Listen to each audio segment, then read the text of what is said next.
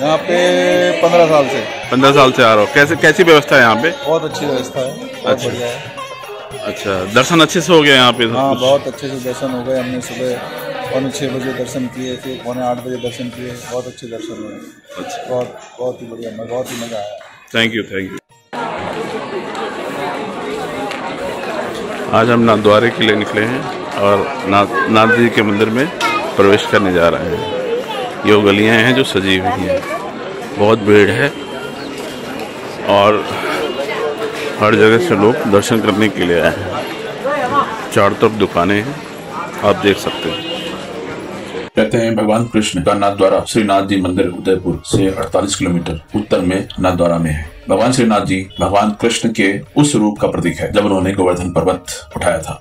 भक्त देवता के लिए कई सेवाएं प्रदान करते हैं, जिनमें सब्जियां काटना, मंदिरों में झाड़ू लगाना, मलाएं बनाना और यहाँ तक कि लकड़ी ले जाना भी शामिल है। नाथद्वारा का अर्थ है भगवान का द्वार। यह भारत का सबसे प्रसिद्ध तीर्थ है। नाथद्वारा बनास नदी के तट पर है। यहाँ भगवान कृष्ण की एक सुंदर काले संगमरमर की मूर्ति है। गोवर्धन पर्वत को हाथ ऊपर उठाए खड़े हैं। जगत गुरु श्री वल्लभाचार्य ने सबसे पहले श्रीनाथ जी की मूर्ति को मथुरा यूपी के जतपुरा मंदिर में स्थापित किया था। इस मंदिर का बहुत महत्व है क्योंकि उदयपुर के शाही राजा लोगों के बीच श्री जी के रूप में प्रसिद्ध है। श्रीनाथ जी की छवि भगवान की दिव्य सुंदरता को देखने और महसूस करने लायक। मूर्ति पर भगवान के सिर के पास 2 गाय, 1 सांप, 1 शेर, 2 मोर और 1 तोते की छवियां हैं। इस पवित्र तीर्थ के दर्शन के लिए वैष्णव समुदाय के लोग बड़ी संख्या में आते हैं। इस मंदिरों के सेवक राजा रानियों के जमाने के कपड़े पहनते हैं और प्रिय राजकुमार के रूप में भगवान श्री कृष्ण की सेवा करते हैं। इन्हीं कारणों से इस मंदिर को हवेली कहा जाता है, जिसका अर्थ है अमीर व्यापारियों की बड़ी हवेलियां। सभी द्वारों पर हाथियों, घोड़ों, दासियों और द्वारपालों की सुंदर भगवान श्री कृष्ण के दर्शन के लिए मंगला दर्शन है। इस दर्शन के दौरान भगवान श्रीनाथ जी की आरती की जाती है और यह दिन का पहला दर्शन होता है। यह दर्शन सूर्योदय से पहले होता है। दूसरा, श्रृंगार दर्शन।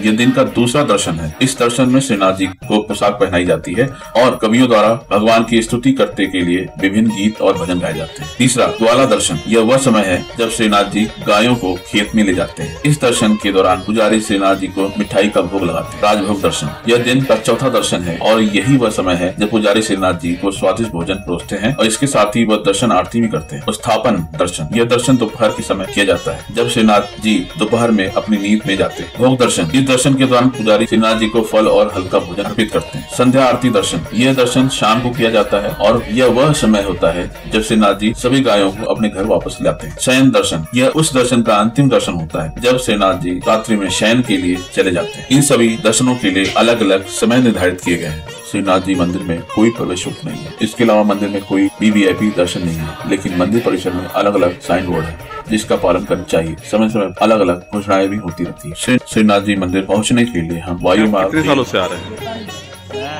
6 साल से। आपको 6 साल पहले आया था मैं। तो कैसा लगा इस बार भी और पहले भी? क्या इस साल कैसा लगा और पहले भी कैसा लगा? इस साल तो बहुत तोड़ के पूरा मस्त बना दिया।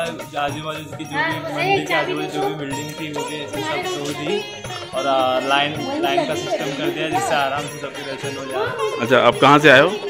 अहमदाबाद गुजरात से आए। नाथ मंदिर के पास ठहरने की उचित व्यवस्था है। यहाँ पे आवास के लिए अनेक सुविधाएं और विभिन्न धर्मशाले भी हैं। श्री दामोदर धाम में से विशेष है। धीरज धाम। इसके अलावा कई अन्य धर्मशाले और होटल भी हैं। और नाथद्वारा श्रीनाथ जी के मंदिर के पास सड़क के किनारे खाने के स्टॉल अपने स्वादिष्ट लाजवाब और स्वादिष्ट भोजन के लिए प्रसिद्ध है। यहाँ कोई भी भोजन कर सकता है। यहाँ की व्यवस्था बहुत ही अच्छी है। और क्या कहना चाहते? सबसे बड़ी चीज ये मंदिर के बहुत करीब है। आप इसमें समय समय से जो मंदिर में दर्शन होते हैं, जैसे मंगला आरती, श्रृंगार आरती, ग्वाला दर्शन, राजभोग दर्शन, तो वो आप ये ऑफिस और रिसेप्शन एरिया है। आप यहाँ से भी आप बुकिंग करा सकते हैं।